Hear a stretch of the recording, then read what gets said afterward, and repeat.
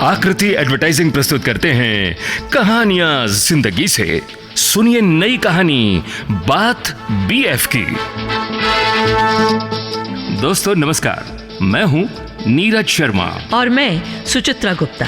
दोस्तों प्रस्तुत है कहानी बात बीएफ की। लेखिका रंजना शर्मा। मैं अपनी मौसी निहारिका से बहुत जुड़ा हुआ था, जो कि जन्म से ही उन्हें देखा, उनका प्यार मिला और उनसे सबसे बड़ी बात, वो मेरे साथ वैसे ही बात करती जैसे मैं चाहता था। थोड़ा बड़ा हुआ तो समझ गया कि वो कुछ ट्रेडिशनल भी हैं, तो थिंकिंग में मॉडर्न भी। मेरे जन्म के 4 साल बाद उनकी शादी हुई थी और जब मैं अपनी 5वीं सालगिरह मना चुका था तो देवाशीष पैदा हुआ, मेरा मौसेरा भाई। वो ठीक उसी तरह जन्म से ही मेरे साथ जुड़ गया जैसे मैं मौसी के साथ। मौसी शिक्षिका थीं। उन्हें एक सरकारी घर मिल गया था जिसमें नानी, मौसी, मौसाजी और अब देव रहते थे। मौसी के आस पड़ोस के लोगों में बहुत प्यार था। होली दिवाली तो मिलकर मनाते थे सभी लोग। मुझे वहां जाना बहुत अच्छा लगता था। वो माहौल, वो आपस में प्यार मोहब्बत, खुशी का वातावरण और शाम होते ही घरों के बीच बने पार्क में खेलते हुए बच्चों की आवाज। मैं हर छुट्टी के दिन वहीं होता था। देव जब 4 साल का होने वाला था, मौसी ने अपने ही स्कूल के नर्सरी में उसका दाखिला करा दिया। अब तो वो आगे की क्लास में जाने वाला था। यह जानकर सामने के पड़ोसी ने अपनी बेटी नीरजा को भी उसी स्कूल में डाला। मौसी ने मदद की इसमें, ताकि दोनों बच्चे साथ साथ स्कूल आए जाएं। तो इस तरह देवाशीष और नीरजा एक ही स्कूल में पढ़ने लगे। जब मैं वीकेंड में उनके घर जाता तो देव मुझे हर छोटी बड़ी बात एक कहानी की तरह सुनाता। उसकी ये आदत मुझे बहुत अच्छी लगती। जबकि मौसी उसे कहती, अरे बेटा, शॉर्टकट में बोला करो ना। रहने दीजिए मौसी, मेरा प्यारा दोस्त है मेरा भाई। हम दोनों की बहुत अच्छी बॉन्डिंग है। करीब 2 साल बाद एक बार देव ने बताया कि उसने नीरजा को स्कूल में खेलते हुए कहा था, नीरू मैं तुम्हारा बीएफ हूं। अच्छा, फिर उसने क्या कहा? उसने मुझसे पूछा, देव ये बीएफ क्या होता है? अरे पगली, मैं तुम्हारा क्या हूं? फ्रेंड। तो स्मार्ट देव ने कहा, सिर्फ फ्रेंड नहीं, बेस्ट फ्रेंड हूं मैं, तो बीएफ हुआ ना। नन्हे बच्चों की मासूम बातें। समय बीतता गया, परिवार के सदस्य कम हुए, हमारी नानी चल बसी। थोड़े दिनों बाद मौसी सरकारी घर छोड़ अपने बनाए फ्लैट में शिफ्ट हो गई। ये सब हाथ से होते रहे, पर देव और नीरू की दोस्ती में कोई कमी नहीं आई। भले ही आने जाने के रास्ते बदल गए, पर स्कूल में वो मिलते रहते। देव नीरजा को घर की, समाज की, देश दुनिया की सब बातें बताता और नीरू बड़े मन से, विश्वास से उसकी हर बात सुनती रहती। वो तो हर बात पर देव की ही सलाह लेती। देखते ही देखते देव ने 12वीं क्लास पास कर ली और एक अच्छे कॉलेज में एडमिशन भी ले लिया। उसके बाद नीरजा की बारी थी 12वीं की परीक्षा देने की। वो थोड़ा नर्वस रहती, तो देव पढ़ाई में उसकी मदद करने उसके घर तक भी जाता। हमारी मौसी दोनों बच्चों के बीच की मित्रता देख पुलकित हो जाती थी। तभी तो नेक्स्ट ईयर जब नीरजा भी 12वीं पास कर गई तो मौसी ने खुद देव से कहा, बेटा नीरजा को अपने ही कॉलेज में एडमिशन दिलाने की कोशिश करना। सब्जेक्ट तो उसने वही लेना है जो तुम्हारा है।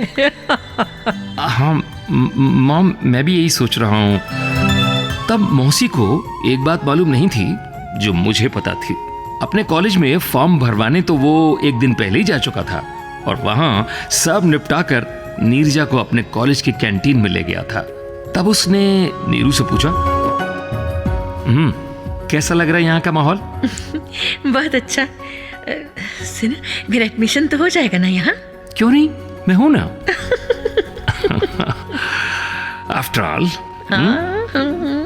बचपन से ही तो कहते आए हो। सच में तुम मेरे बेस्ट फ्रेंड हो। ओह नो पगली, अब बीएफ का अर्थ कुछ और है। हा? वो क्या?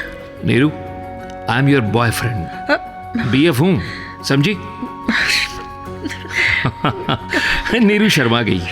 तो छेड़ते हुए देव ने कहा, इसमें इतना ब्लश करने की क्या जरूरत है? नीरू कुछ न बोली, पर वो खुश थी। दोनों मिलते रहे, सपने देखते रहे। कुछ साल बाद दोनों परिवारों ने अपने बच्चों की मित्रता पर अपनी सहमति की मोहर लगा दी। दोनों एक प्यारा सा कपल हो गए। देव को नौकरी तो पहले ही मिल चुकी थी। मौसी ने नीरू से भी कहा,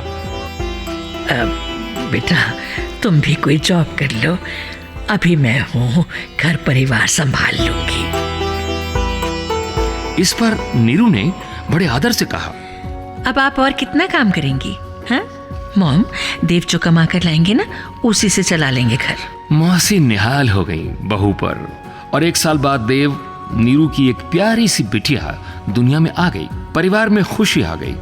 देव जब भी घर में होता, बेटी प्रेरणा के इर्द गिर्द ही रहता, नीरजा की हर बात में मदद करता। एक रविवार को नन्ही प्रेरणा रोए जा रही थी। मौसी घर में थी नहीं और नीरू को किचन में ढेर सारे काम करने थे।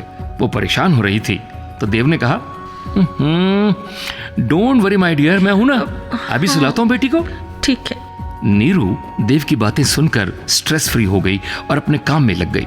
देव प्रेरणा को गोद में लेकर पहले तो कुछ टहला, फिर कांधे पर प्यार से चिपकाकर थपकी देने लगा। नीरू हैरान थे कि पिता के स्पर्श मात्र से बेटी कैसे चुप हो गई और सो भी गई।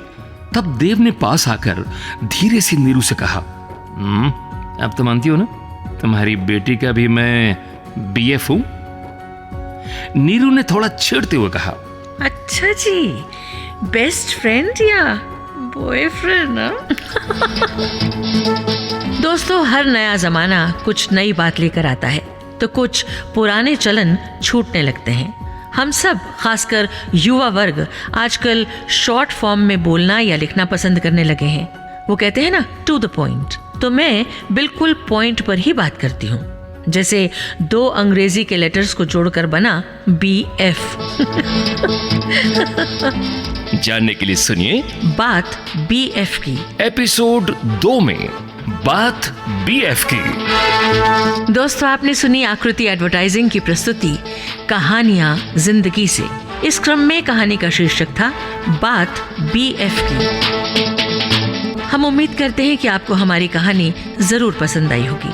पसंद आने पर लाइक करें और हाँ, अगर आपने चैनल को सब्सक्राइब नहीं किया है तो आप जल्दी से चैनल को सब्सक्राइब करें और बेल आइकन के बटन को जरूर दबाएं ताकि हमारी आगे आने वाली नई नई कहानियों की नोटिफिकेशन आपको सबसे पहले मिलती रहे। धन्यवाद।